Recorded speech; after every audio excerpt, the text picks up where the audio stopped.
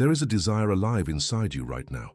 A desire for more money, more freedom, more space to breathe, more beauty in your daily life, more safety for the people you love, more power to truly live rather than merely survive. You have felt it for a long time. And for a long time, the moment that desire becomes serious, the moment it moves from a quiet whisper into something real and urgent, something else appears. Not doubt, not fear. Something older and heavier than either. A low, persistent voice that tells you that wanting this much is wrong, that reaching this far makes you something less than good, that the desire itself is the problem.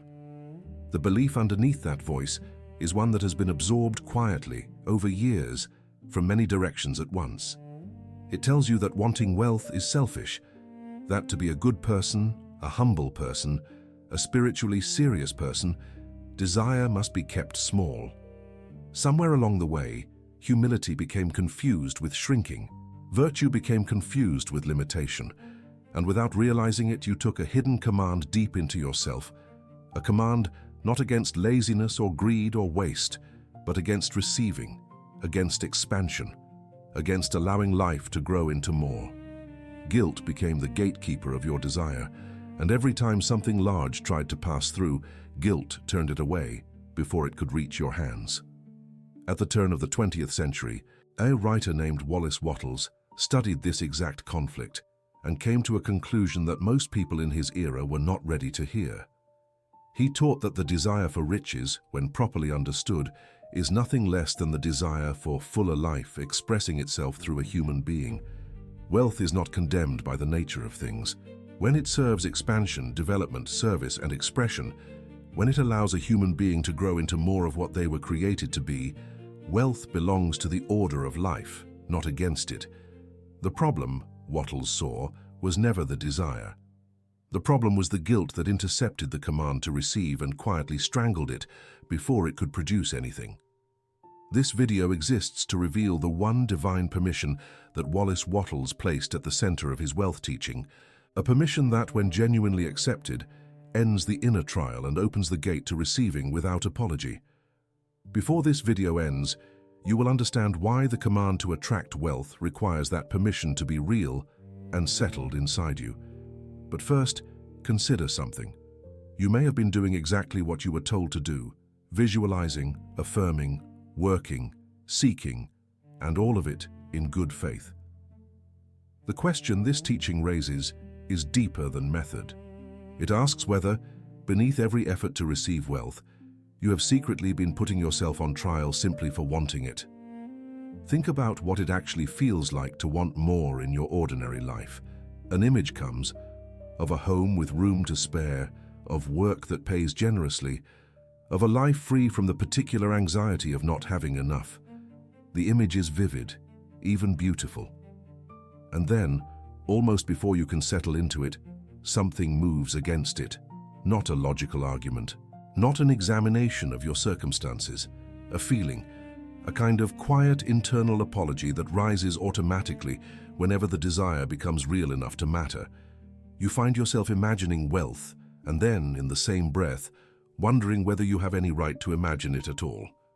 The guilt does not announce itself plainly, it works in a more subtle manner. It allows the desire to exist in vague, distant form, as a kind of background wish, but the moment you try to make it specific, the moment you claim it seriously, the weight appears. Imagining a life of genuine abundance begins to feel indulgent. The picture of the larger home, the full account, the free and prosperous daily life starts to seem like something that belongs to other people, people who somehow deserve it in a way you are not entirely sure you do. And so the image is allowed to stay small, blurred, apologetic. What makes this particularly painful is the comparison that follows. Somewhere in the guilt around wealth is a confusion between wanting more and wanting too much at the expense of others. The mind equates desire with greed before desire has had any chance to prove otherwise. Abundance becomes morally suspicious simply because it is abundance. The person imagining a prosperous life begins to feel the same interior discomfort that would accompany an actual act of selfishness, even though nothing selfish has been done, nothing taken, nothing hoarded. The desire itself has been convicted before trial. The result is a pattern that most people never consciously identify. A safer relationship with desire is developed, one where the wanting is kept deliberately modest, where ambition is held at arm's length, where asking for too much is treated as a kind of moral risk. Something inside learns that the smaller the desire, the less exposed the self feels to judgment. Keeping desire small becomes a way of feeling like a good person, and so the very life force that should be expanding begins, year after year, to press against a ceiling that guilt quietly built. The tragedy deepens when you examine what happens next. Most people who feel this conflict do not abandon the desire for wealth. They pursue it, but they pursue it in a compromised state. They say the affirmations, speak the words of abundance, repeat the claims, and underneath every repetition, the same quiet verdict runs, "I do not fully deserve this." The affirmation is spoken outward, while the condemnation continues inward, and the two currents run against each other without resolution. There is a particular kind of spiritual effort that looks sincere, but is built on a fractured foundation. The person asks for abundance from life, from source, from whatever they understand as the ultimate supply. But the asking is accompanied by an invisible shrinking. The desire is voiced and then immediately reduced, as though asking too directly would be an offense, as though the request must be cushioned in enough self-deprecation to make it acceptable. The prayer and the self-dismissal happen almost simultaneously, cancelling each other before either can fully form. The work ethic follows the same broken pattern.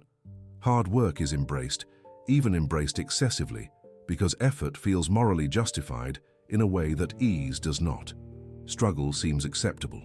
Receiving without suffering seems suspect, and so the person works without allowing receiving to become natural, without allowing wealth to arrive through channels that feel too effortless, too clean, too good for someone of their particular standing.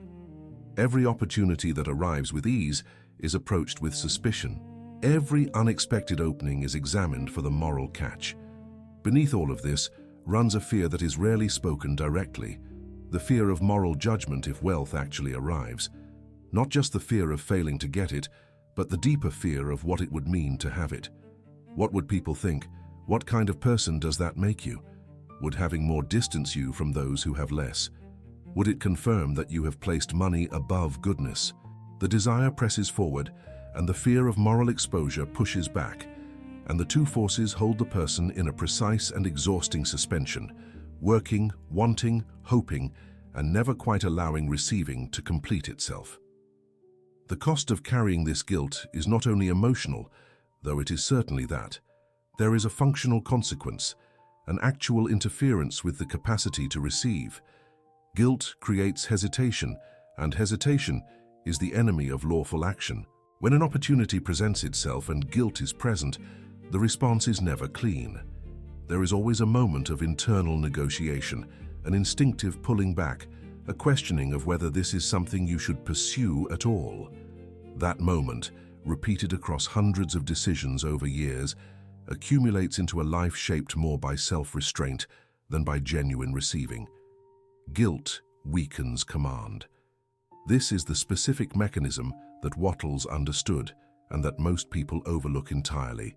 Command, the confident, clear, unwavering direction of mind toward a definite result, requires certainty of worthiness. A person who secretly believes their desire is wrong cannot command with full force. Their thought is divided. Part of them reaches forward and part of them pulls back, and the result is a signal that is too confused to produce a clear outcome. The formless substance from which all wealth is drawn responds to definite thought. A thought contaminated by guilt is not definite. It is contradictory. Over time, guilt does something worse than weaken individual decisions. It transforms wealth itself into a kind of danger in the mind. The person begins to associate the very word, wealth, abundance, richness, increase, with the discomfort they have trained themselves to feel when desire becomes serious. Wealth becomes a loaded object. Thinking about it brings tension rather than clarity. Visualizing it produces anxiety alongside desire. The thing they want most has been attached to their deepest fear of moral failure, and the pairing runs so deep they no longer distinguish the two. The final stage of this hidden cost is perhaps the most quietly devastating. Receiving begins to feel like theft, not literally. No one is consciously thinking that wealth is stolen. But guilt operates through feeling rather than logic, and the feeling attached to receiving becomes one of transgression. As though having more than a certain amount means taking it from somewhere it should have stayed. As though expansion at one point means contraction at another. The person who lives in this state cannot receive freely, because receiving, in the emotional logic of guilt, has the texture of wrongdoing. It feels like taking what does not belong to them. And until that feeling is dissolved, every channel of wealth leads not to the open hands of someone ready to receive, but to the recoiling hands of someone convinced they should not. Here is what must be understood before going further. Wealth is not the enemy. The desire for more life, more expression, more development, more capacity to serve and to give and to experience beauty and security, none of this is the enemy. The tradition that treats poverty as virtue and desire as sin was never the whole truth of life. Life moves toward more. Growth is the natural direction of every living thing. A tree that stops growing is not being humble, it is dying. Guilt, when it functions as a guardian against actual greed or actual harm to others, has a legitimate place in the moral life. That is not what is being discussed here. What is being discussed is the guilt that appears not because real harm is being done, but because desire itself has been placed in the category of moral wrong. This guilt does not protect anyone from anything. It does not make the world more just, or the poor less poor. It makes one more person afraid to expand, afraid to receive, afraid to claim the fuller life that the whole natural order seems designed to support. The law that Wattles revealed carries the power to dissolve this particular guilt entirely.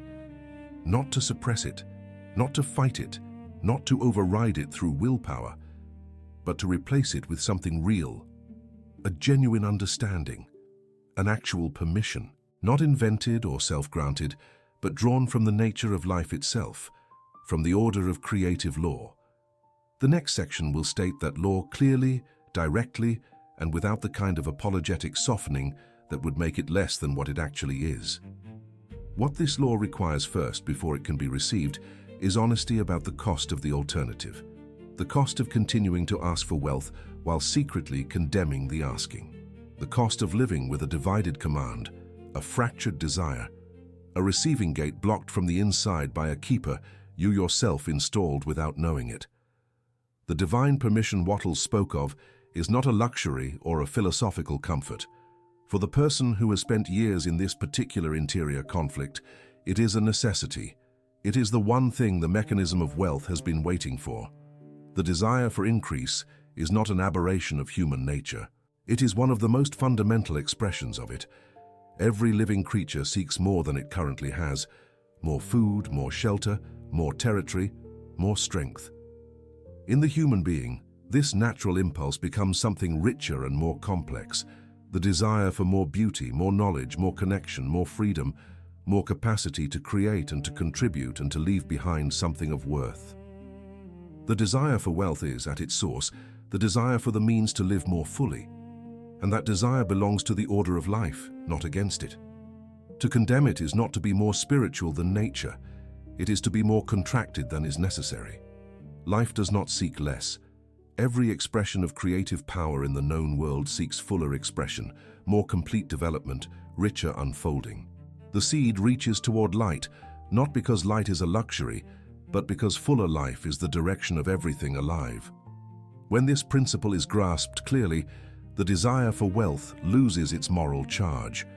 The person who wants more money, more freedom, more capacity to live is not committing a transgression against the order of things. They are, in the most direct sense possible, agreeing with the direction life itself is already moving. Wealth, in this framework, can serve fuller life. The key word is can. The possibility is real, but it requires something from the person who desires it. It requires that the desire be consciously directed toward life's expansion rather than merely toward acquisition for its own sake. When wealth is desired because it enables the person to become more, to express more, to contribute more, to live more completely, it aligns with creative law. When it is desired as a weapon of comparison or as a substitute for genuine development, something else is happening. The distinction matters, but the desire itself is not the problem. This is where the necessity of receiving without guilt becomes visible in its full importance. The mind that carries guilt around wealth has contaminated the receiving channel before anything can arrive through it. The guilt does not distinguish between lawful increase and actual greed. It applies itself to the desire across the board, treating all of it as dangerous, all of it as suspect, all of it as something that requires apology. The mind must be able to hold the desire cleanly, without the reflex of self-condemnation, for the receiving channel to remain open. Guilt does not merely slow the process, it closes the gate. Command, in Wattles's understanding of creative law, is the act of directing thought toward a definite result with absolute faith and without contradiction. For command to function, the one commanding must feel authorized to receive what they are commanding. An unauthorized command is not a command at all. It is a wish wrapped in apology. The divine permission Wattles described is not a theological formality. It is the psychological and spiritual condition that makes genuine command possible. Without permission settled deeply in the interior, the command never becomes whole, and a command that is not whole cannot produce a whole result.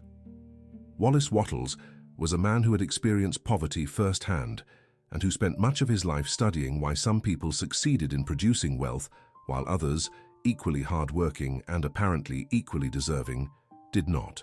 What he found was not primarily a difference in effort, intelligence, or even opportunity. The determining difference was interior. It lived in the quality of the relationship the person had with their own desire, their own worthiness, their own right to receive. The science of getting rich, the work he is best remembered for, was not a manual for greed.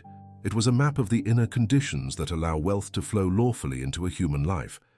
Wattles did not frame wealth as moral corruption. He did not frame it as spiritually neutral either, as though it were simply a practical matter with no deeper significance. He framed it as power, specifically the power to live more fully. Money, in his view, was one of the primary instruments through which a human being could access the opportunities, the development, the freedom of expression, and the capacity for service that a fully realized life requires. To reject wealth was not virtue. To reject wealth while secretly desiring it was a particularly painful form of self-contradiction, one that produced neither the peace of genuine renunciation nor the fulfillment of genuine receiving. At the center of Wattles' teaching is a claim that strikes many people as simple to the point of being obvious, and yet in practice proves extraordinarily difficult to accept. The claim is that you have a right to development, not as a reward for sufficient goodness, not contingent on resolving every moral imperfection first, not after demonstrating that your desire is pure enough or your character refined enough. The right to development is prior to all of that. It belongs to you by virtue of the same life force that organized your existence in the first place. Wealth, when it serves that development, is the appropriate support for something that already has the right to grow. The distinction Wattles drew between creative and competitive consciousness is one of the most important distinctions in the entire teaching. A competitive mind believes that wealth is finite, that what one person gains, another must lose.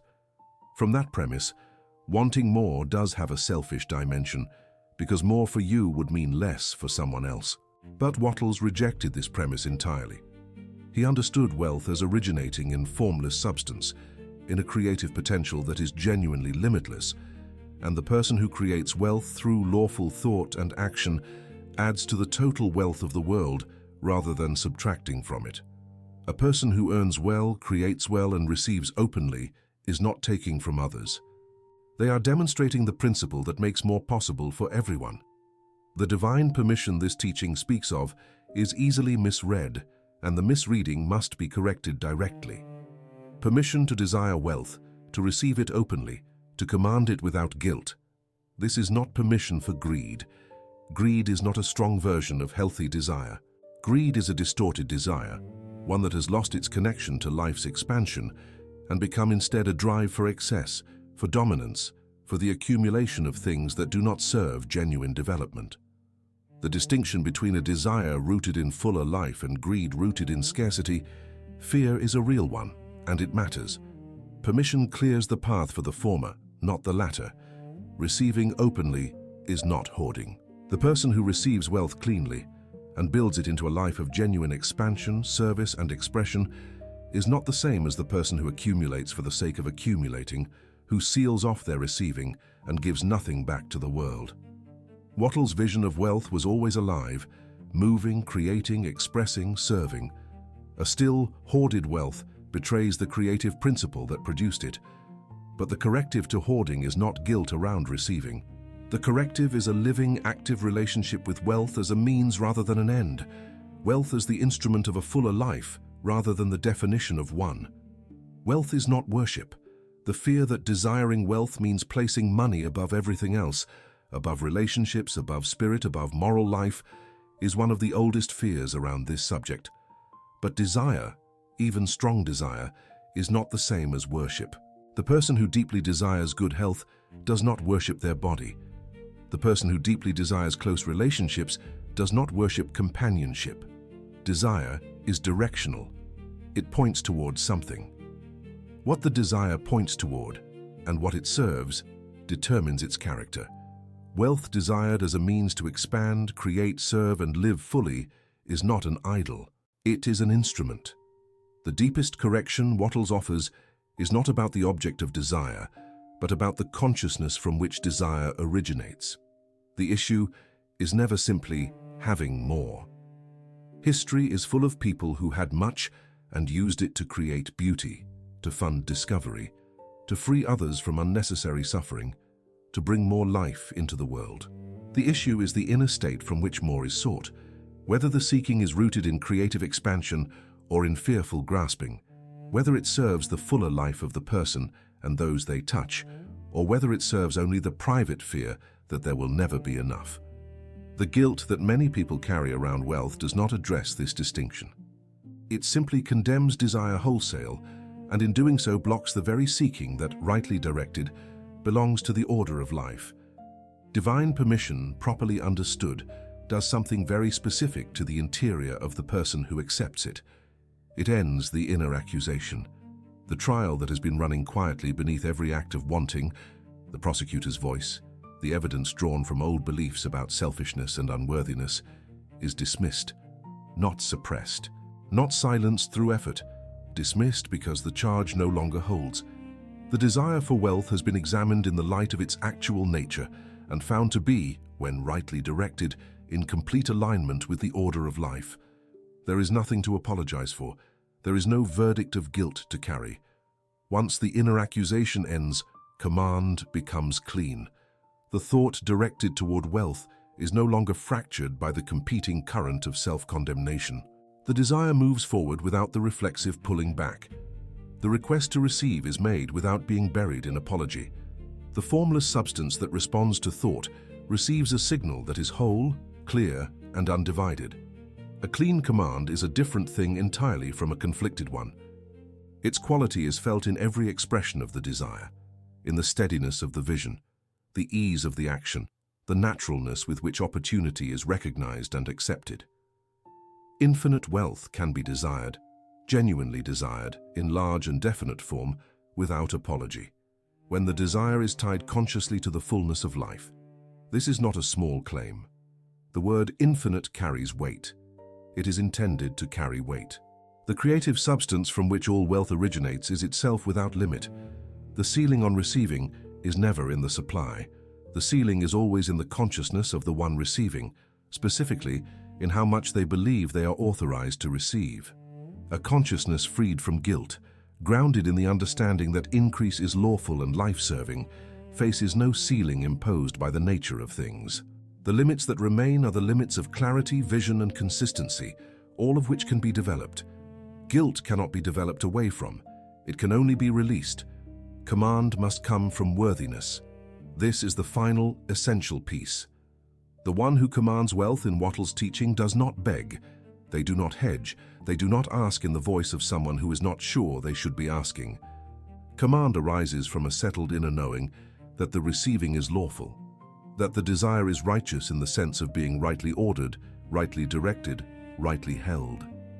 That inner knowing is what this teaching calls divine permission. And the rest of this video will trace in precise detail exactly how that permission functions, what blocks it, how it has been blocked in your specific case, and what becomes possible the moment the block is lifted for good. Divine permission is, at its most essential level, inner authorization to receive. It is not a document, not a ceremony, not something granted by an external authority. It is a state of the interior, a settled quality of the relationship between the self and the desire for wealth, in which receiving feels lawful, natural, and expected, rather than transgressive, dangerous, or morally uncertain. Most people have never experienced this state in full, because they have never examined the assumptions that prevent it. They have simply lived within the interior condition they inherited and called it their relationship with money, never recognizing it as a condition that could be changed. At its second level, this permission is freedom from shame around increase. Shame is one of the most powerful regulators of human behavior, precisely because it operates below the level of conscious reasoning. A person can intellectually understand that wanting more is acceptable while still carrying shame about it in the body, in the emotional reflex, in the involuntary contraction that occurs when wealth becomes specific and real rather than abstract and distant. The release of that shame, genuinely, not performatively, changes the entire quality of the desire. The desire that was heavy becomes light. The wanting that required constant justification begins to simply exist, cleanly and without apology. At its third level, divine permission is alignment with the law of fuller life. This alignment is not merely conceptual. It is a recognition, felt as real, not merely understood as a theory, that the desire for increase belongs to the same creative order that produces growth in every living system. When this recognition settles, the desire for wealth stops feeling like a departure from spiritual life and begins to feel like an expression of it. The person who reaches this alignment experiences their wanting as coherent with the deepest truth they know about existence. This coherence is not the beginning of arrogance, it is the beginning of genuine peace around receiving. At its fourth level, permission is desire purified of apology. An apology contained within a desire makes that desire structurally weak. It is the equivalent of opening your hands to receive while simultaneously pulling them back. The desire that has been purified of apology does not hedge. It does not qualify itself into smallness. It does not perform modesty about its own size. It simply is, fully formed, genuinely held, clearly directed. Wattles was specific about the importance of definiteness. A definite desire is not merely a large desire. It is a desire that has been allowed to be exactly what it is, without the contamination of internal apology shrinking it before it can be clearly expressed. Command without self-condemnation is the fifth dimension of what divine permission means in practice. Self-condemnation inside a command is like a structural fault in a building, invisible from the outside, but determining the building's capacity to bear any real weight. The command that carries self-condemnation within it will collapse under the pressure of obstacles, delays, and the inevitable tests that the pursuit of any worthy desire produces. The command that arises from genuine permission, from settled inner authorization, does not collapse under that pressure, because the authority behind it does not depend on circumstances remaining comfortable. It depends on something more stable than comfort. At its most practical level, receiving as lawful expansion is what permission creates in the actual experience of wealth arriving. When the person who has accepted genuine permission encounters an opportunity, a sum of money, an opening that would increase their life in a meaningful way, the response that comes is not the old conflicted mixture of desire and guilt. The response is recognition. Of course, this is what increase looks like. This is what fuller life, arriving through a channel, feels like. The capacity to receive in this mode, openly, without the recoil of guilt, is not merely pleasant. It is functionally necessary for wealth to continue moving in the direction of the person who has drawn it. The first invisible movement that permission produces is a change in identity. Identity is the self-description that runs beneath all behavior. The answer rarely examined to the question of what kind of person you are and what kind of life belongs to you. When guilt is present, the identity answer contains somewhere the line. Not someone who receives wealth freely, not someone for whom abundance is simply natural. Permission, when it settles, changes that answer. The person begins to experience themselves as someone for whom wealth is appropriate, not as a fantasy identity borrowed from external models, but as a genuine interior recognition. This change in identity is the most fundamental shift the mechanism produces. Identity changed, the next invisible movement follows almost automatically.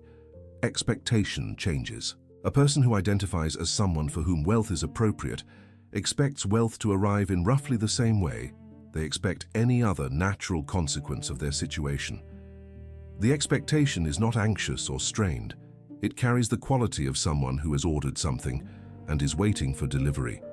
Not with desperate tension, but with the settled certainty of someone who placed the order correctly. This quality of expectation is itself a force. It creates a particular kind of attentiveness to channels, opportunities, and openings that a mind clouded with guilt would pass over without recognition. Expectation changed, action changes. A person who expects wealth to arrive acts differently than one who secretly believes it will not, or that it should not. They make decisions with fuller confidence. They negotiate without preemptively apologizing for their own value. They invest time and energy in directions that align with genuine expansion rather than playing small to appear appropriately humble. They do present work with a quality of commitment that comes not from fear of failure, but from a genuine orientation toward fuller life. The action is not more effortful, it is more accurate, more coherent with the result being sought.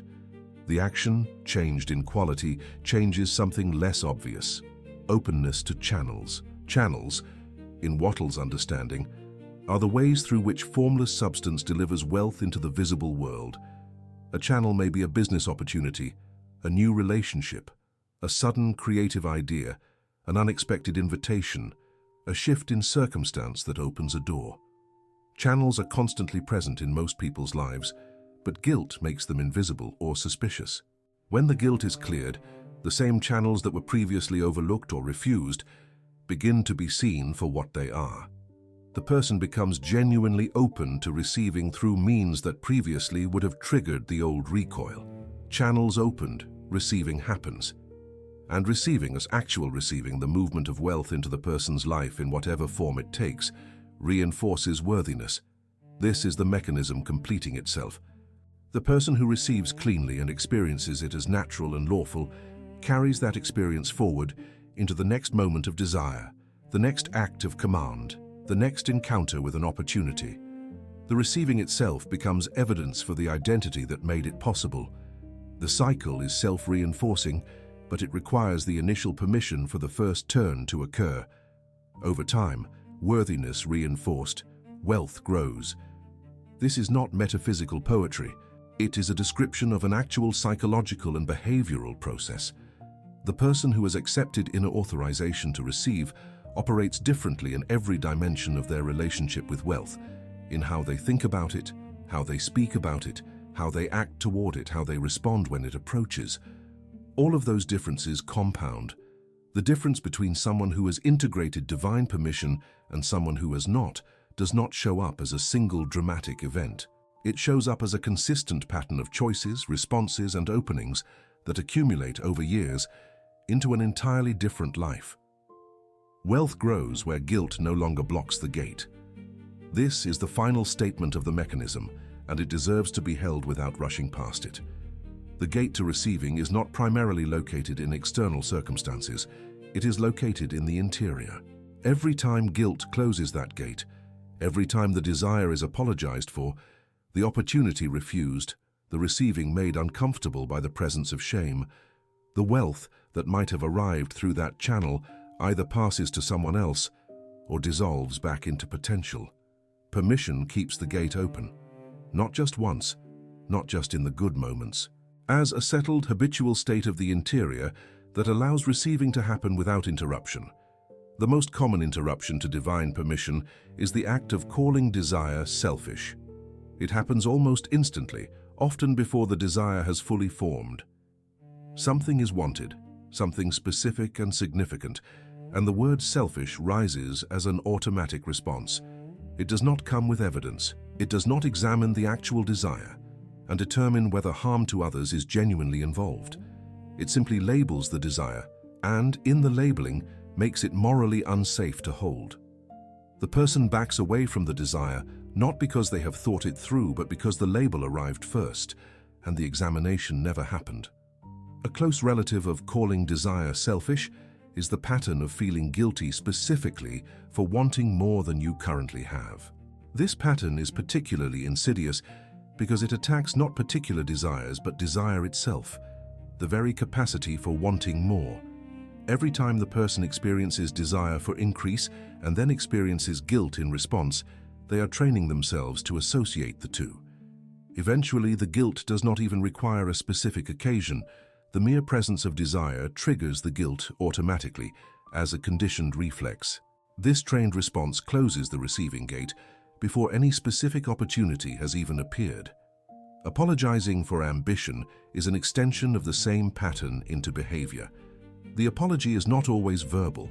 It appears as undercharging, financially, emotionally, energetically, as unnecessarily diminishing one's own vision in conversation, as prefacing the expression of goals with excessive hedging, as the particular discomfort that arises when someone else takes your ambition at face value and responds to it seriously. The apology is a form of preemptive self-protection, an attempt to disarm the imagined judgment of others before it arrives. But it disarms the person's own command at the same time. Rejecting opportunities that feel too good is one of the most tangible ways that guilt interrupts receiving. Something arrives that appears to be exactly what has been sought, exactly the right opening, the right offer, the right amount. And the response is not simple joy. The response is suspicion. The thing is too good. There must be something wrong with it. The guilt that has been suppressing the desire now finds an outlet in attacking the channel through which the desire might be fulfilled. The opportunity is refused or approached with such caution and qualification that it passes before it can be properly received. Associating wealth with corruption is a belief drawn from many cultural sources, religious, political, literary, and it runs deep in many people's interior life even when they consciously reject it. The person who carries this association does not necessarily believe that all wealthy people are corrupt. But somewhere in the emotional body, the presence of wealth triggers a slight feeling of moral danger. Wealth becomes something that needs to be handled very carefully, not because of anything specific to the person's situation, but because the association itself carries a warning that wealth is risky territory for good people. Confusing poverty with virtue is the mirror image of associating wealth with corruption. If the poor are good and the wealthy are suspect, then becoming wealthy is on some level leaving the camp of the good. Remaining poor or remaining modest in income becomes a way of maintaining moral standing. The person does not consciously pursue poverty, but they unconsciously resist the crossing of certain financial thresholds because crossing them feels like crossing a moral line. The guilt does not appear after the wealth arrives. It appears before precisely to prevent the crossing from occurring. Imagine for a moment that somewhere inside you there is a courtroom. It has been in session for a long time, far longer than you have been aware of it. In this courtroom, a trial is underway. The case being tried is not a criminal matter in any conventional sense. The case is this: whether or not you have the right to desire wealth, to receive it openly, to command it without apology. The defendant is your desire. It has been sitting in this courtroom for years, sometimes decades, waiting for a verdict that never quite arrives. Guilt acts as the prosecutor in this trial. It is skilled, patient, and deeply familiar with your specific history.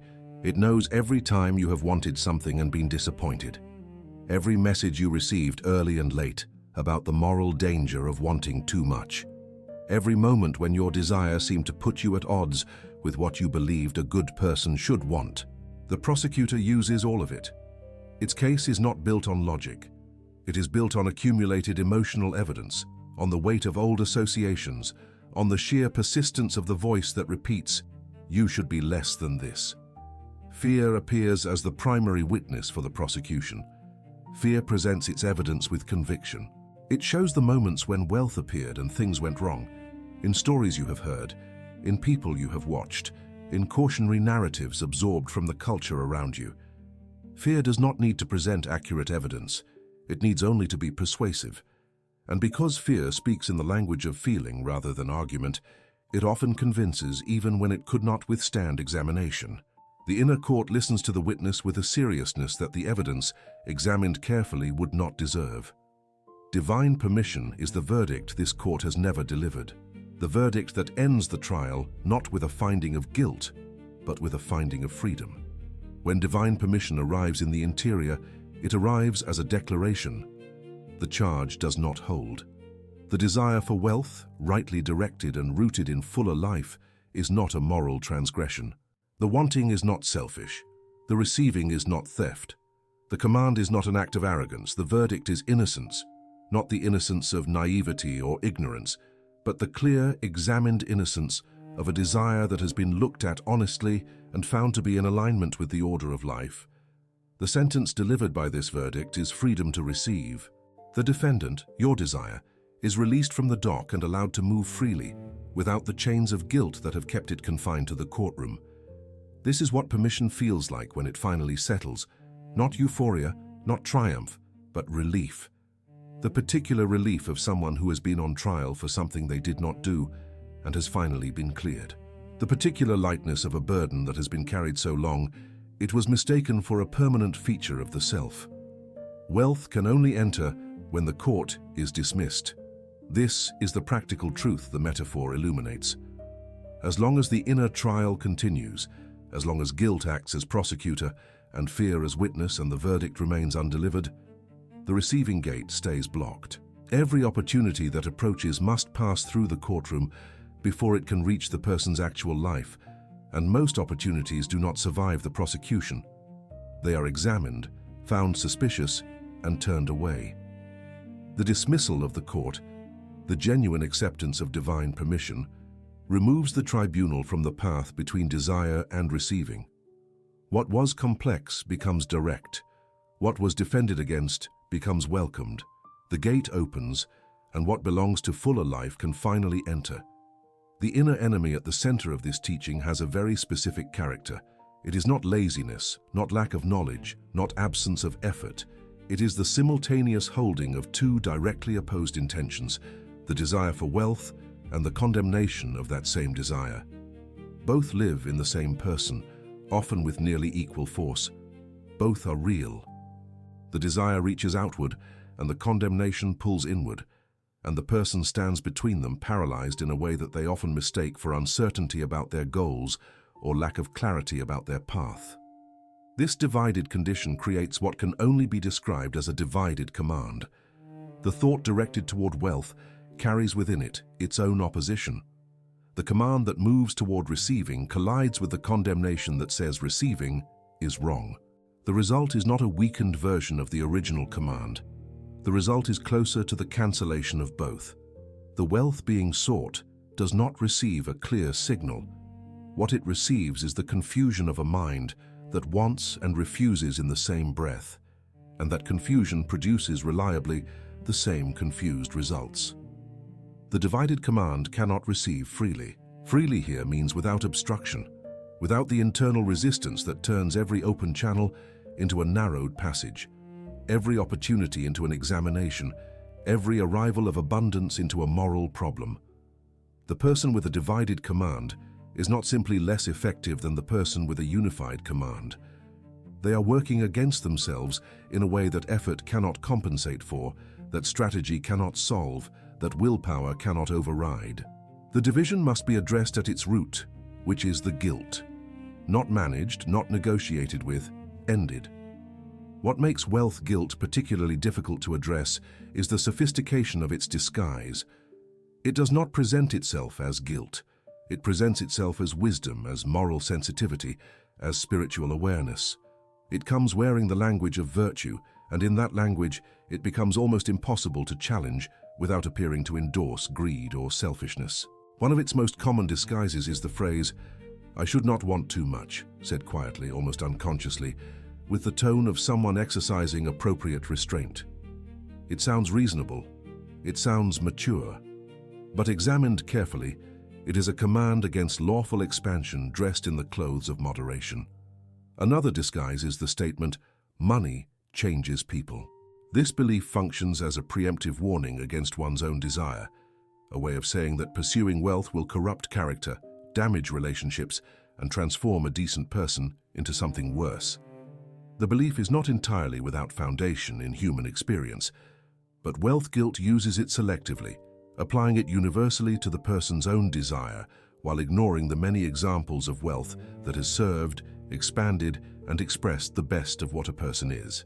The statement becomes, in practice, a reason to remain small, and a reason that comes with the moral authority of a warning rather than the visible cowardice of retreat. It is more spiritual to have less. This particular disguise borrows from genuine spiritual traditions that locate wisdom in simplicity and warn against the spiritual dangers of attachment. But it applies those traditions selectively, using them to produce not genuine non-attachment, but straightforward self-deprivation dressed as spiritual achievement. The person who uses this belief to limit their desire for wealth has not achieved the detachment of the genuine spiritual practitioner. They have achieved the performance of detachment while the desire continues, suppressed and unresolved, beneath the surface. The desire has not been transcended. It has been condemned. There is a vast difference. "Other people need it more than I do" appears as humility, but operates as guilt. It suggests that the person's desire is inherently competitive with the needs of others, that their receiving somehow prevents someone else's receiving. This is the competitive rather than creative view of wealth, and Wattles' entire teaching rests on refuting it. But the feeling, when delivered by guilt wearing the mask of compassion, is very difficult to argue with. Who can dispute care for others? The disguise works precisely because it uses a genuine good, concern for the well-being of others, as the justification for self-denial. The wealth guilt does not say, "Your desire is wrong." It says, "Your desire is less important than your goodness." And the person wanting to be good chooses the guilt. The person who keeps wealth guilt, who continues to operate from the divided command, the inner condemnation, the disguised refusal to receive, pays a cost that compounds across every area of life touched by wealth. The first and most immediate cost is the reduction of desire itself. The desire is not eliminated. Desire cannot simply be eliminated by wishing it away. But it is reduced, kept deliberately small, prevented from reaching the specificity and force that would make it an actual command rather than a vague wish. A life lived at the level of reduced desire is a life that never reaches the fullness it had the capacity to become. The second cost is the repulsion of opportunity. This is not a poetic description, it is a behavioral reality. The person operating from wealth guilt does not simply fail to pursue opportunities. They actively move against them. Through the decisions they make, the language they use, the energy they bring to encounters where wealth might move toward them. The guilt radiates from the interior into the exterior in ways the person rarely recognizes. Others sense it as a kind of ambivalence, a discomfort with success, an implicit message that receiving is not welcome. Opportunities pass to people who have made it clear through their interior state that receiving is something they are genuinely prepared for. The third cost is the distrust of receiving when it does occur. Occasional abundance manages to arrive despite the guilt, a windfall, an unexpected success, a moment when more arrives than expected. The response of the person carrying wealth guilt is not clean joy or clear gratitude. It is suspicion, anxiety, and a subtle urgency to either explain it away or give it back. The receiving is never settled into. It is treated as temporary, as borrowed, as something that might be taken back if the person makes too comfortable a home in it. This distrust prevents the consolidation of wealth and ensures that even the wealth that arrives does not stay and grow. The fourth cost is one of the most painful because it is invisible while being deeply formative. The person remains small and calls it humility. They live below their capacity, beneath their potential, at a size that guilt has determined is morally safe, and they frame this limitation as a virtue. They become identified with their smallness. The humility that was supposed to be a quality of character becomes a ceiling on the life, and because the ceiling has been given a good name, it cannot be examined without seeming to challenge the goodness itself. The person defends their limitation because they have turned it into a virtue, and to release it would feel like releasing something important about who they are. The fifth cost is the one that touches the purpose of this entire teaching most directly. The command never becomes clean. Every version of reaching toward wealth that the person attempts carries within it the fracture of the divided interior. The thought is never fully formed. The vision is never entirely committed to. The action always hedges slightly, always leaves a retreat available, always moves toward wealth while simultaneously keeping wealth at a slight arm's length. The command produced by this state is not the command Wattles described. It is a simulation of command that produces, not the confident receiving of lawful increase, but the endless approximate pursuit of something that never quite arrives. The first step toward breaking the pattern is a clean conceptual separation. Greed is not the same as increase. This distinction must be made explicitly because wealth guilt has conflated the two so completely that any desire for more automatically triggers the suspicion of greed. Greed is a specific distortion, a desire disconnected from life's expansion, rooted in scarcity fear, oriented toward accumulation rather than growth. Increase is something altogether different, the natural movement of life toward more expression, more fullness, more capacity. Greed closes, increase opens. The desire you carry for fuller life through wealth is not greed. They are not the same word for the same thing, and treating them as synonyms has cost you something real. The second separation is between humility and shrinking. Humility is a genuine quality of character, the absence of arrogance, the capacity to remain teachable, the refusal to treat personal advantage as the measure of all things. Shrinking is none of those things. Shrinking is the reduction of the self below what life calls it to be, usually as a performance of acceptability. Real humility is compatible with large desire, with full receiving, with command exercised in a spirit of service and expansion. Humility that requires shrinking as its proof is not genuine humility. It is guilt with a better reputation. The third separation is between wealth and guilt as linked phenomena. For many people, these two have been associated so long and so deeply that they seem to belong together, as though the very presence of wealth requires the corresponding presence of guilt to keep it honest or to protect the person from its presumed dangers. This association can be examined. It can be found to be a constructed belief rather than a fundamental truth. Wealth and guilt are not natural partners. Wealth and creative consciousness, wealth and fuller life, wealth and expanded service, these are the actual affinities that Wattles described. The separation of wealth from guilt is not a moral compromise. It is a correction toward accuracy. With those three separations made, greed from increase, humility from shrinking, wealth from guilt, the terrain of the turning point becomes visible. What has been a tangled and apparently permanent interior condition begins to resolve into something that can be navigated deliberately. The inner courtroom has been revealed for what it is, not a moral necessity, but a constructed obstacle. The prosecutor's case has been examined and found to rest on conflated terms and borrowed fears. The verdict of innocence is now available. The only remaining question is whether the person who has been on trial will accept it, and what accepting it actually requires. The turning point requires more than understanding. It requires cessation. Specific patterns that have been maintained, often unconsciously, must be allowed to stop. The first and most foundational of these is the apologizing for desire. Every internal apology for wanting wealth must be recognized as the act it is, an act of self-prosecution, a voluntary repetition of the guilty verdict, a choice to maintain the trial rather than accept the permission. The apology feels like modesty. It is not modesty. It is a habitual attack on the lawfulness of your own desire, and it must stop.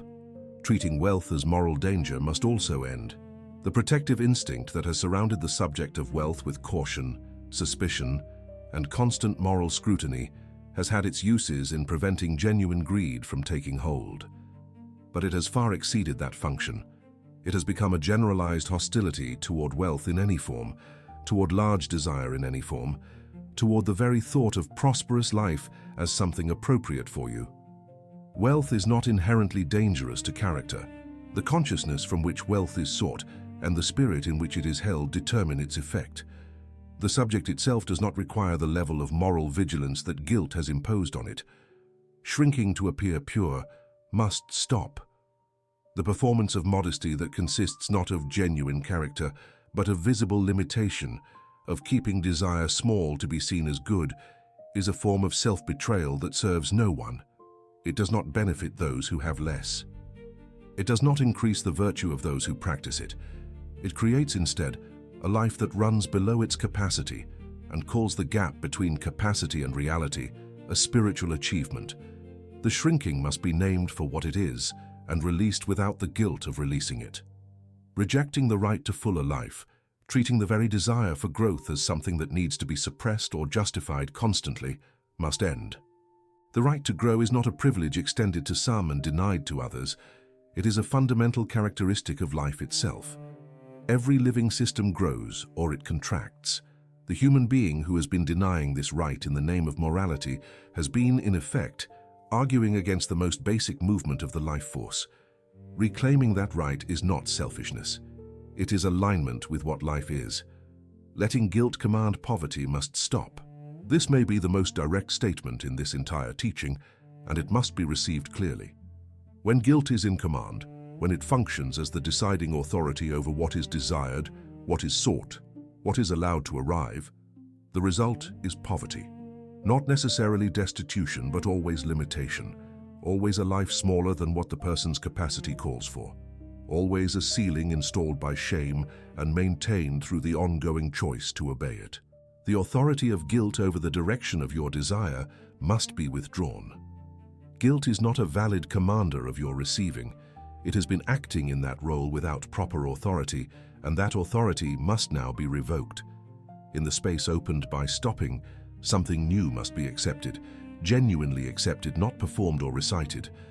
The first acceptance is that the desire for increase can be lawful, not just tolerated, not merely permitted in theory, but actually lawful, in harmony with the order of life, supported by the creative law that Wattles described.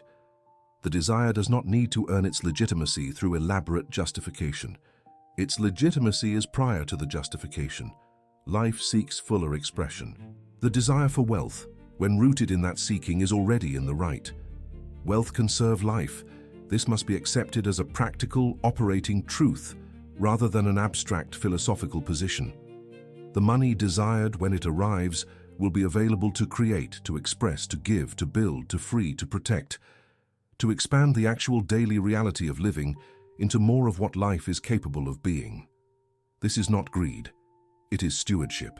Accepting wealth as an instrument of life's service, rather than an object of suspicion, changes the relationship with receiving at its most fundamental level. Receiving can be clean.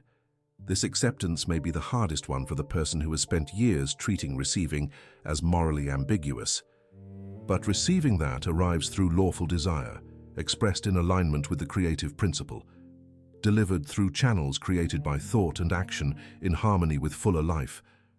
This receiving is clean. There is nothing in it to apologize for, nothing to explain, nothing to immediately redistribute as proof of virtue. Receiving can simply be allowed to land and to be held and to be used in the service of the full life it was always intended to support. Expansion can be spiritual. This requires an expansion of the definition of spiritual itself. If spiritual means only what happens in states of renunciation, silence, or withdrawal from material life, then wealth has no place in it. But if spiritual means the full and conscious expression of life's creative potential through a human being, if it means alignment with the deepest movement of existence, which is toward more, then expansion into wealth can be one of the most spiritual acts available to a person living fully in the world, not despite the material dimension, but through it. Inner permission is what makes command real. This final acceptance completes the set.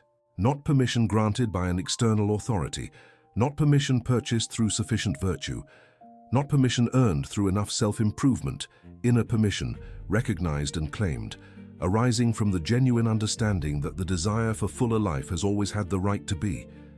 Without this acceptance, all the methods of wealth creation that have ever been taught remain techniques available to someone else. With it, they become instruments of a person who is actually ready to receive what the methods are designed to deliver.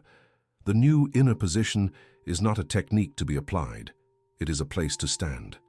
And the words that name it most directly are these: I end the guilt and receive wealth. Not as an affirmation repeated without conviction, not as a psychological trick performed upon oneself. As a declaration of an actual inner position, a statement of where the self now stands in relation to the desire for wealth. The guilt is ended, not avoided, not suppressed, not temporarily overridden, ended. And from that ending, receiving is possible in a way it was not before. From this new position, the sentence that follows is not merely additional, I am permitted to expand.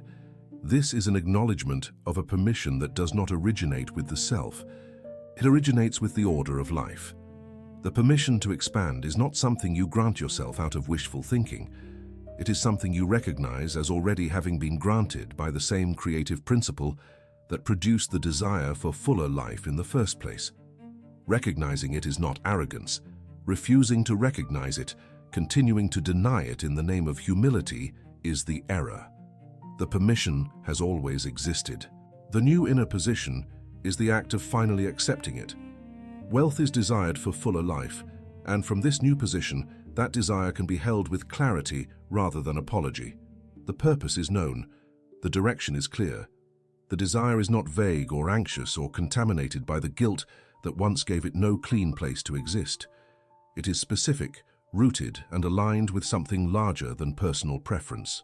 The desire to expand into wealth and to use that wealth in service of fuller expression, deeper development, greater freedom, and more meaningful contribution is a desire that the creative law recognizes and responds to. The command that arises from this position is not the command of arrogance or aggression.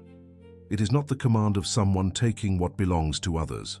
It is the command of someone who has understood the law, accepted the permission, and is now prepared to direct their thought and their action in the certain way that Wattles described, without shame, without apology, without the divided interior that made clean command impossible.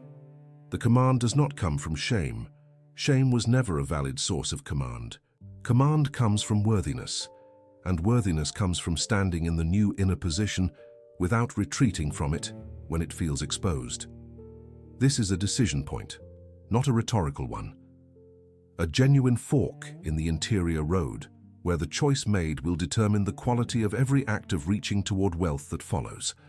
The choice is between guilt and permission, between continuing to prosecute the desire and accepting the verdict of freedom.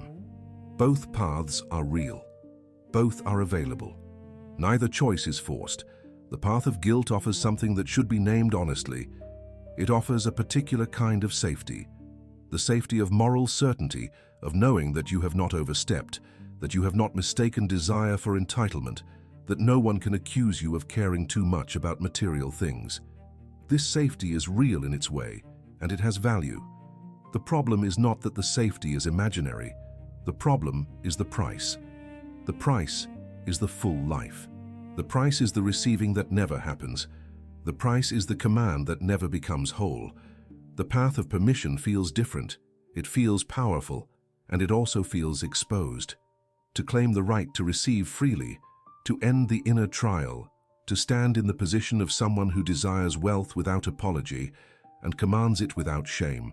This is a vulnerable act, precisely because it cannot be defended by the same moral language that made guilt feel safe. The permission cannot be justified by proving that your desire is more virtuous than greed. It must simply be accepted as a recognition of truth and held without the defensive armoring that guilt provided. That exposure is real. It is part of what makes the choice genuinely difficult. The viewer who has followed this teaching to this point is standing at exactly this fork. Everything that has been revealed, about the mechanism, the blocker, the courtroom, the divided command. The cost of guilt has been building toward this single choice. Not a choice to be made once and never revisited, but a foundational choice about where to stand in relation to the desire for wealth. Our choice about which authority to give command over the receiving gate, the guilt that has commanded it for years, or the divine permission that Wattles saw as the necessary inner condition for wealth to arrive through lawful channels. Lawful receiving is the choice, not because it is comfortable, not because it eliminates all uncertainty, not because it comes without the discomfort of claiming something that has been denied for a long time.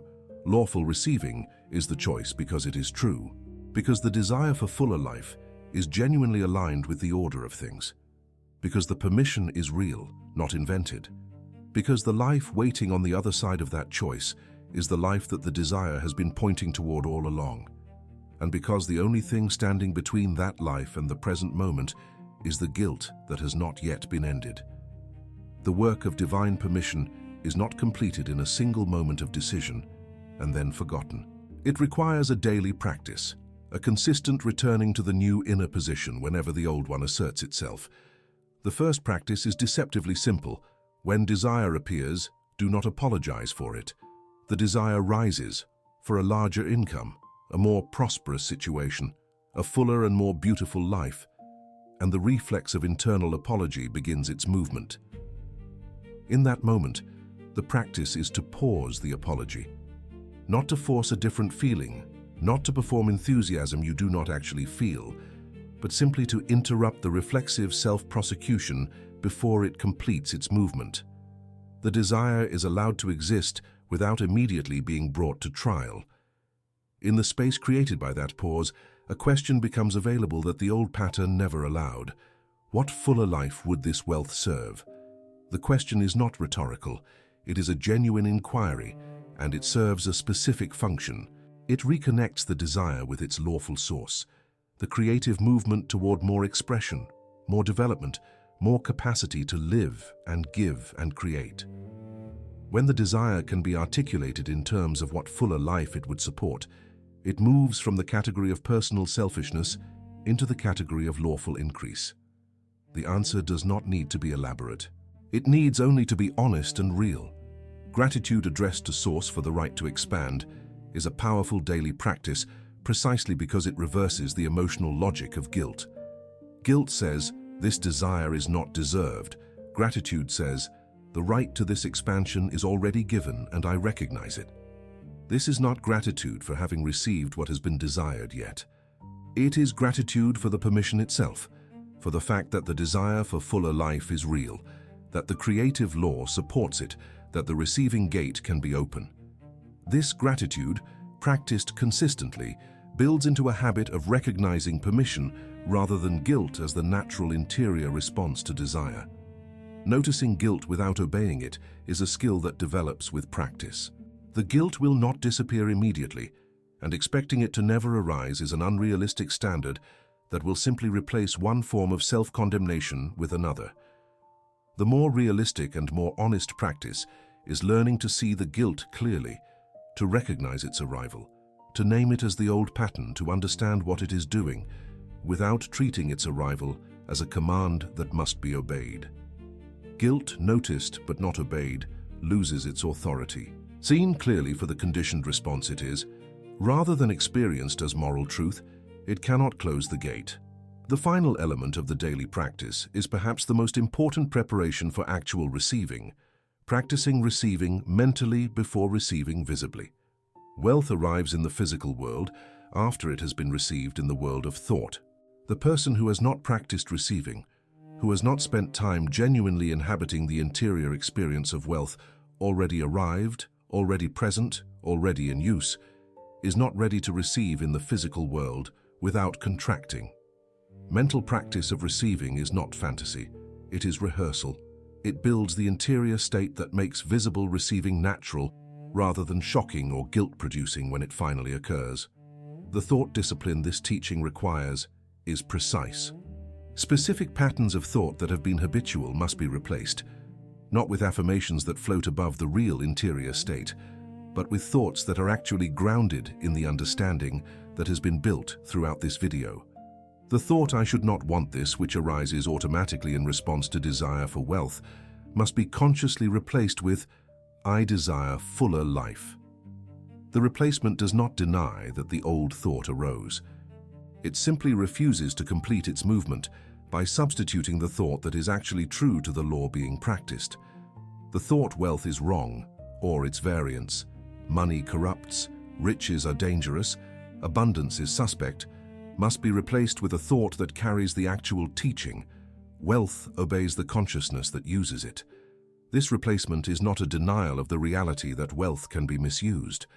It is a refusal to let the possibility of misuse condemn the desire itself.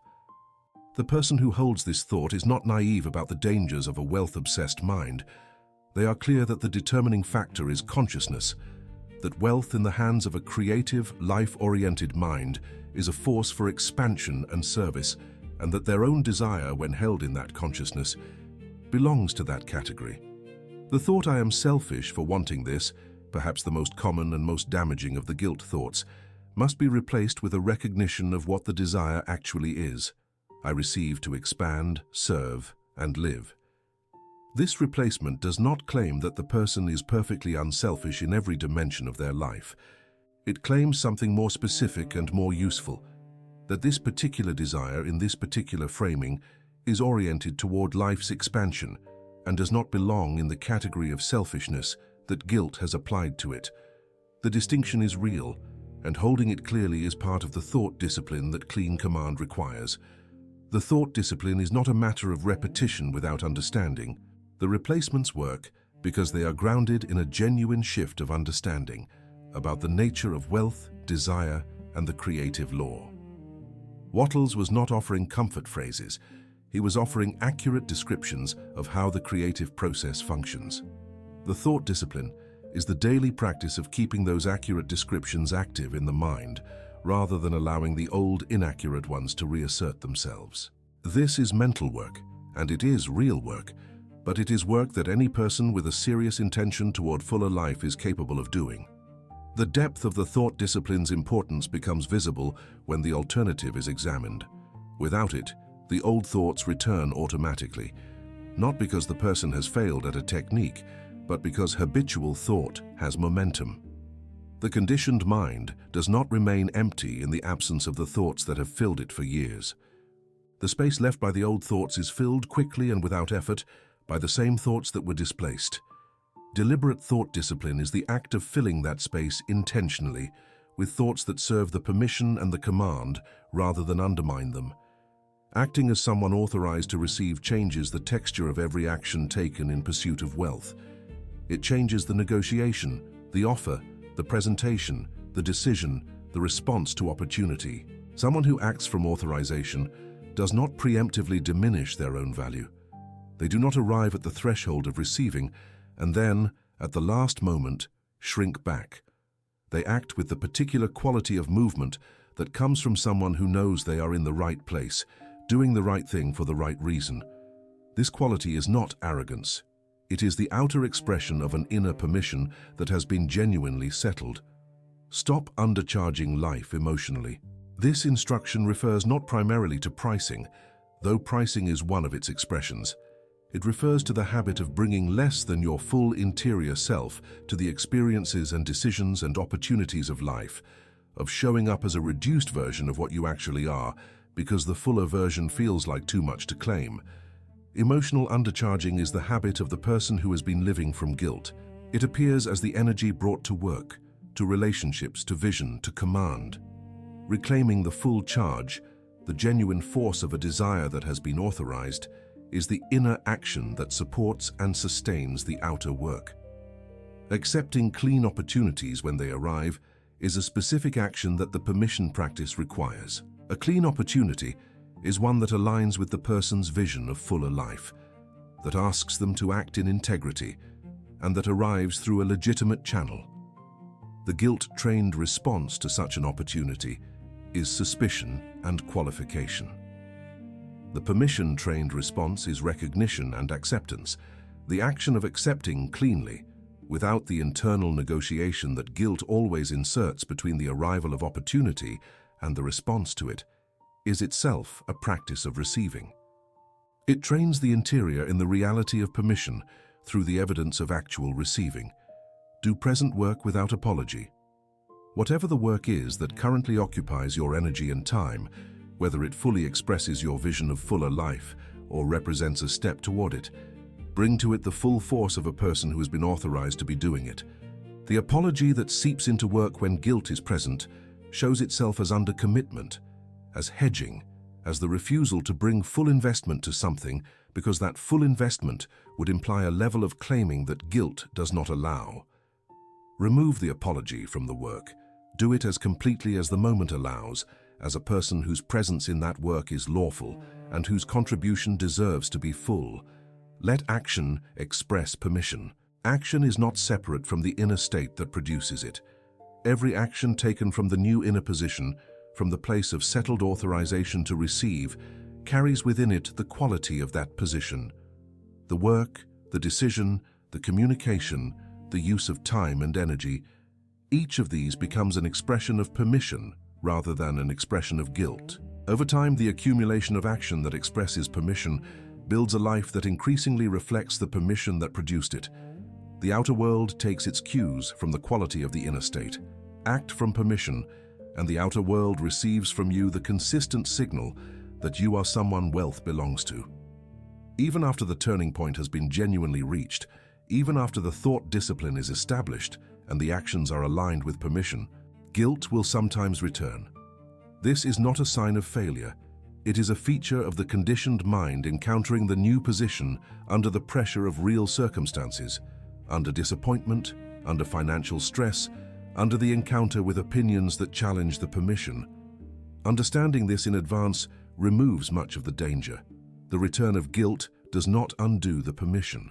It is simply the old pattern asserting itself, and it can be handled with the same clarity that was used to release it initially. The first response when guilt returns is to pause, not to immediately counter-argue with affirmations, not to suppress the feeling, not to push through it with willpower. Pause.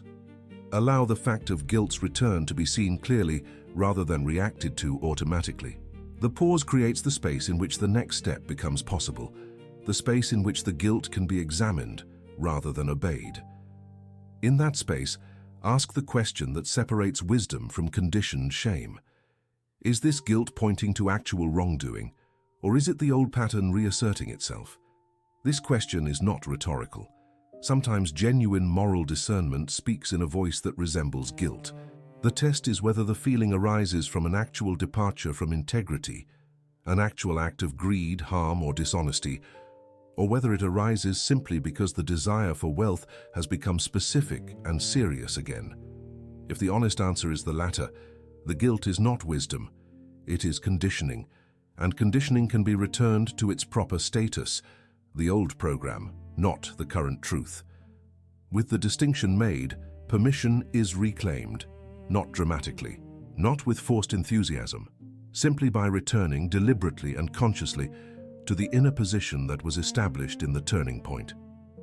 The sentence is available: I end the guilt and receive wealth.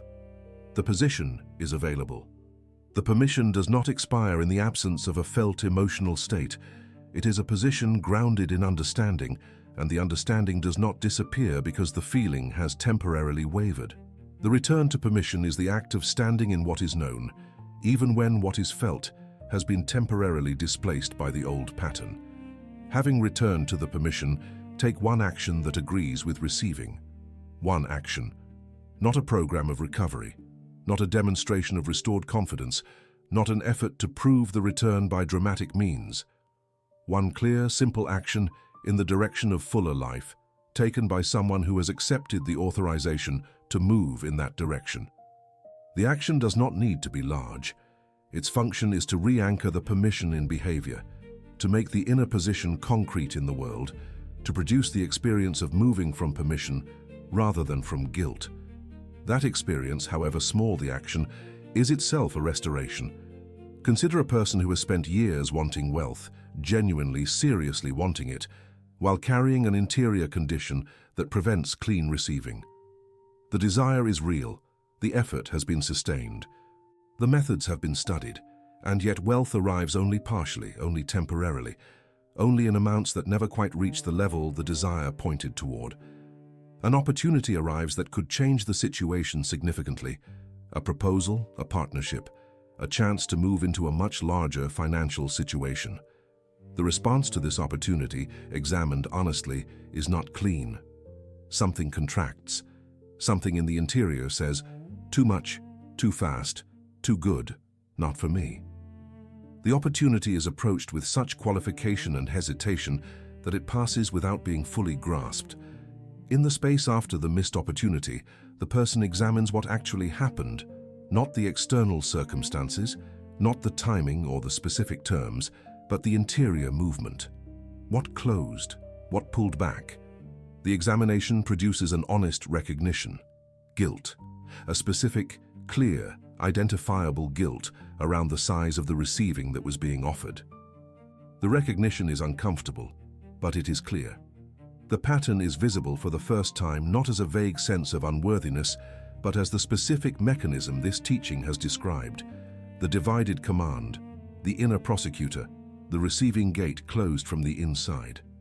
With the mechanism visible, the person does something that requires genuine courage. They accept the divine permission, not as a performance, not as a technique to be tried and then assessed for results.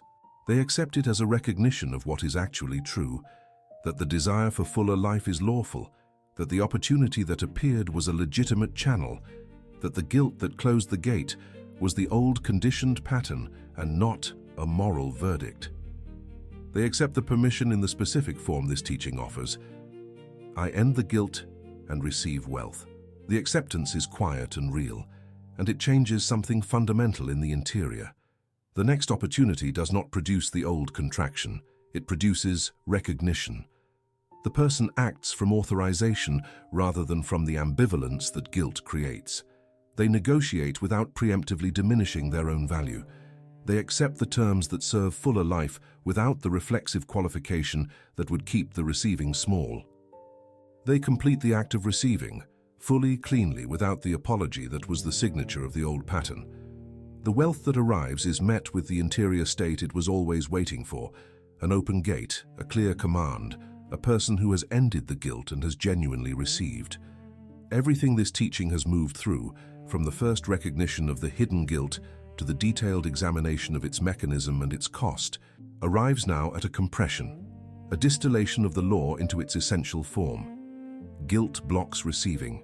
This is the foundational statement, not a metaphor, not an approximation, but an accurate description of a specific causal relationship between an interior state and the flow of wealth into a life. The guilt that condemns desire interrupts command, closes the receiving gate, and ensures that wealth, no matter how sincerely sought, cannot fully arrive at the hands of someone whose interior is organized against it. Divine permission cleans the command. This is the second essential statement. The cleaning is not a minor adjustment. It is a fundamental change in the quality of the thought directed toward wealth. A change from the fractured, apologetic, divided signal of a mind at war with its own desire to the clear, whole, undivided command of a mind that has accepted the lawfulness of its wanting. Wattles described command as the definite thought held in the certain way. Definiteness requires wholeness. Wholeness requires permission. The command that arises from accepted permission is structurally different from the command that struggles against guilt. It moves with a directness and a force that the divided command simply cannot produce.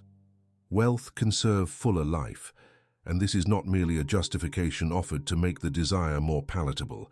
It is a description of the actual relationship between wealth and life when that relationship is properly understood.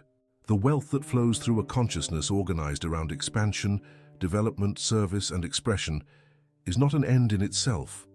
It is an instrument, the means by which the life force takes on greater scope, greater capacity, greater freedom to become what it was always moving toward becoming. The person who holds wealth in this relationship with it does not need to fear what wealth will do to their character. Their character is what determines the nature of the wealth, not the reverse. These three statements are not separate teachings.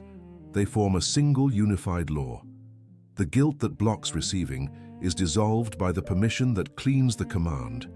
The command that is cleaned by permission produces wealth that can serve fuller life. The fuller life that wealth serves reinforces the worthiness of the desire that sought the wealth in the first place. The cycle is complete, and its beginning is the ending of guilt. The contrast between the old life and the new one is not subtle. In the old life, guilt ran the interior, setting the limits on desire, determining the acceptable size of wanting, making every approach toward wealth pass through the examination of the inner tribunal. Shrinking was the daily posture. Apology was the signature of every act of receiving. The outer life took the shape that an interior organized around self-condemnation inevitably produces. A life lived consistently below its own capacity, calling the gap between capacity and reality by better names than it deserved. The new life moves from a different interior position. Permission runs it. Not permission invented by wishful thinking, not permission granted by external authority, not permission earned through sufficient moral achievement, permission recognized as already given by the order of life itself. From this position, desire does not require apology. Command does not require the defensive armoring that guilt provided. The outer life, over time, reflects the expansion that the new interior position makes possible. The receiving that was previously blocked becomes natural.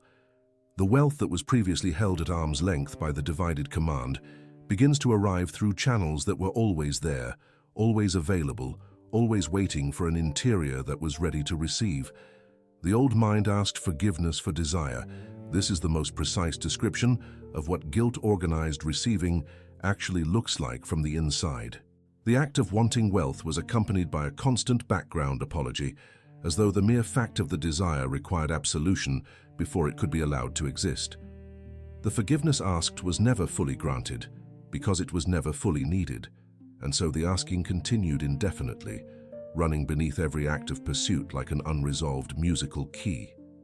The new mind does not ask forgiveness for desire. It recognizes desire as belonging to the creative order and commands from that recognition without apology. The new mind commands wealth cleanly. This is what changes, not the methods, not the circumstances, not the amount of effort applied. The quality of the command, its wholeness, its freedom from internal contradiction, its alignment with a settled inner authorization, changes everything downstream. Clean command produces clean action.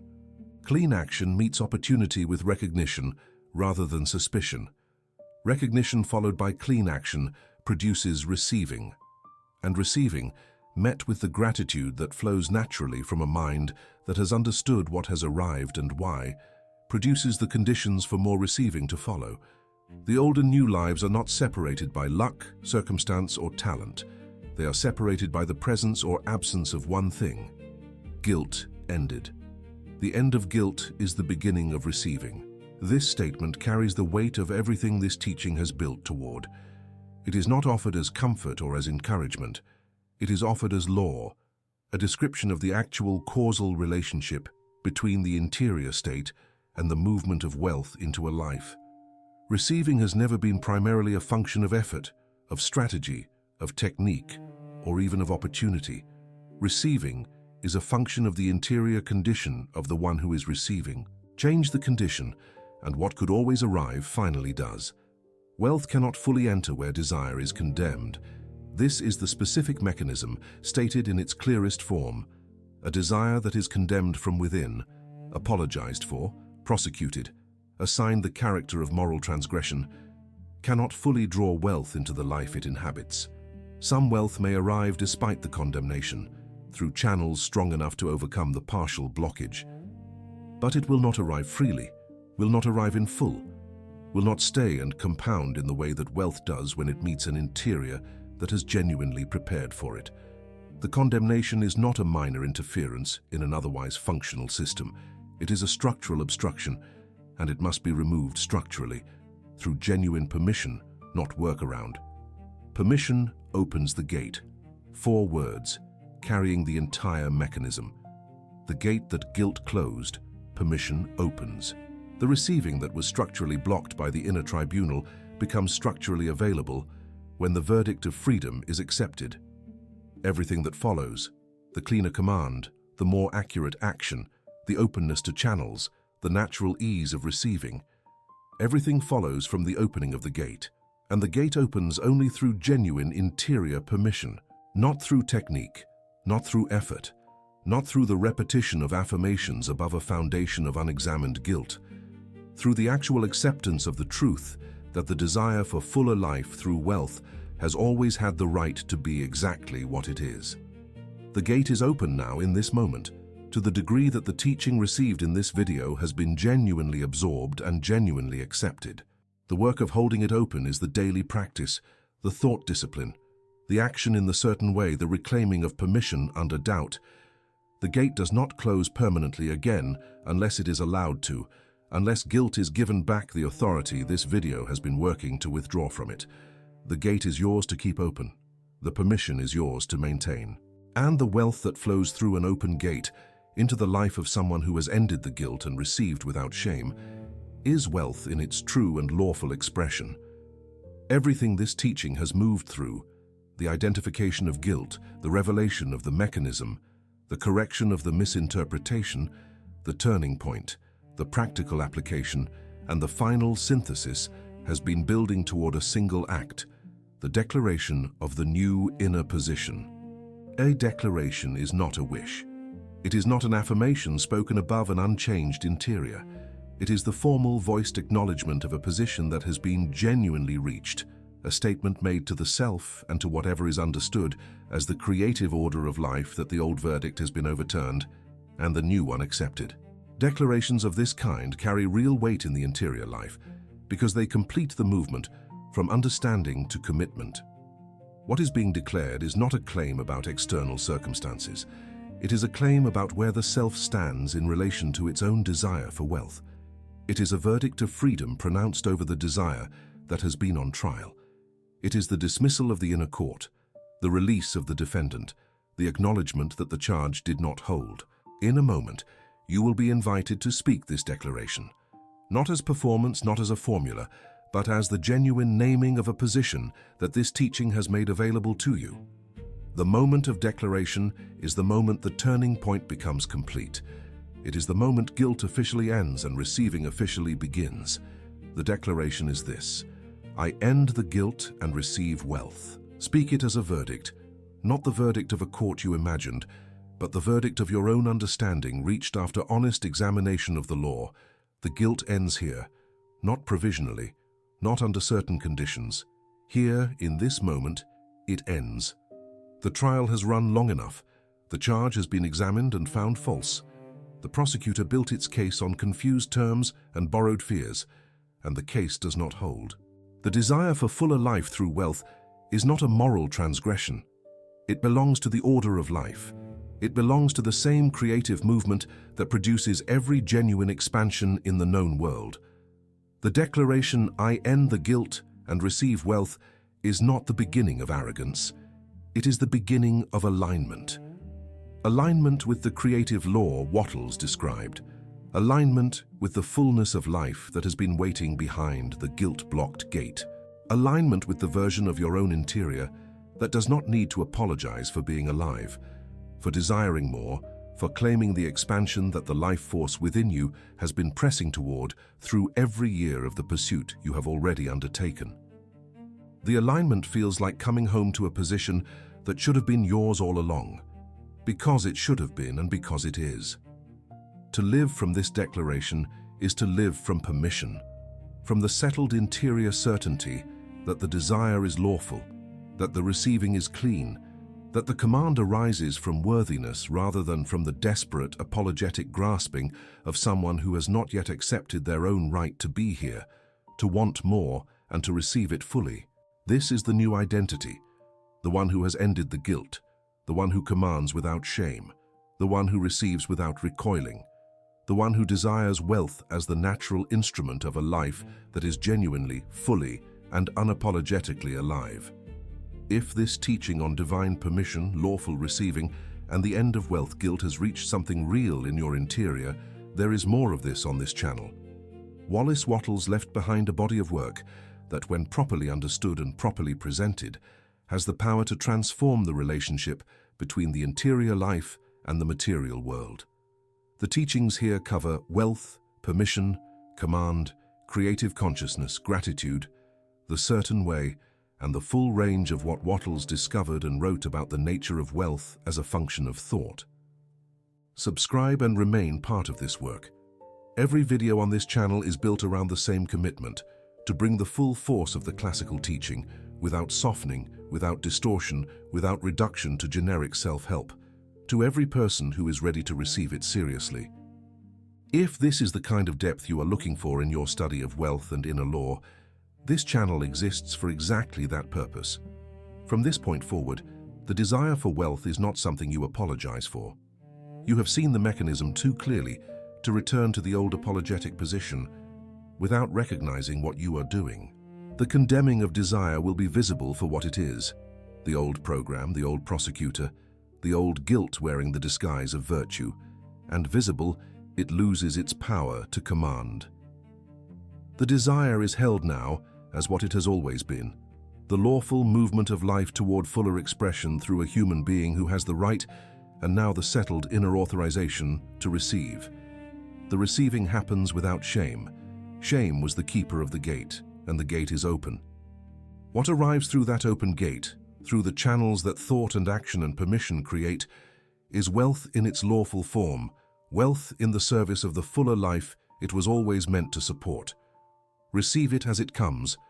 Receive it fully. Receive it without the recoiling that guilt produced. Receive it as someone who has ended the inner trial, dismissed the court, and accepted the only verdict that was ever true: that the desire for fuller life through wealth belongs to the order of things, and you have always had the right to it.